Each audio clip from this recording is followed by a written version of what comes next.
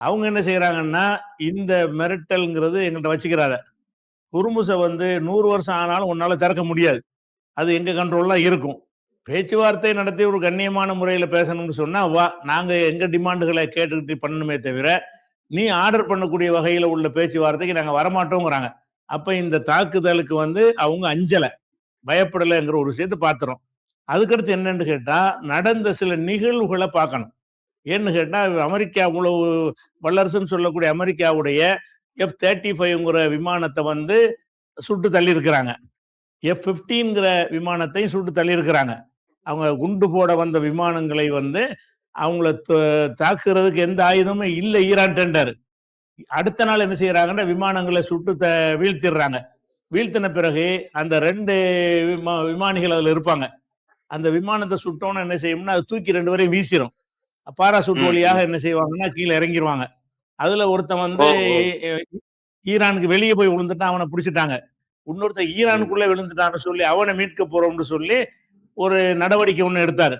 என்ன நடவடிக்கைன்னு சொன்னா, அந்த பொதுவா ஒருத்தன் விழுந்துட்டான்னு சொன்னா, அவனுக்கு வந்து ஒரு ஜிபிஎஸ் அவன் வச்சிருப்பான்.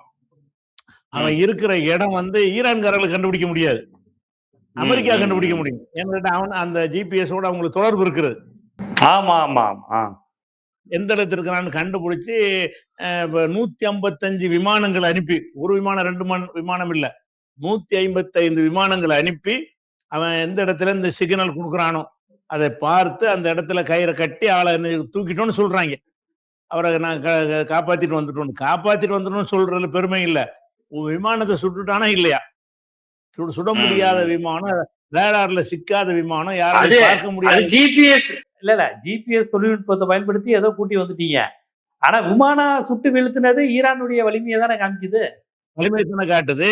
அதுக்கடுத்து ஆமா. என்னன்னு கேட்டா, அவன் காப்பாத்திருவோம்னு சொல்ற மாரி 155 விமானத்த கொண்டு போகும்பொழுது, 10 விமானத்த சுட்டு தள்ளிட்டாங்க.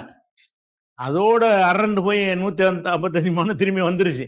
அப்போ வந்து அந்த அந்த ஒருத்தர காப்பாத்தி கொண்டு வந்துட்டோங்கிறாங்கல்ல, அவருடைய படத்தையோ, அவருடைய பேரையோ, அவருடைய வீடியோவையோ இதுவரைக்கும் வெளியிடல. நான் காப்பாத்தி ம். கொண்டு வந்துட்டோம்னு சொல்றாங்களே தவிர, இவர் தான் அந்த ஆளு. இந்தா இருக்காரு பாருங்க அப்படின்னு சொல்லி, அவருடைய காப்பாத்தப்படுற வீடியோல காப்பாத்துனதுக்கு பிறகு ஒரு இடத்துல வச்சிருப்பாங்கல்ல, அந்த வீடியோவ போட்டு நிரூபிக்க காணாம்.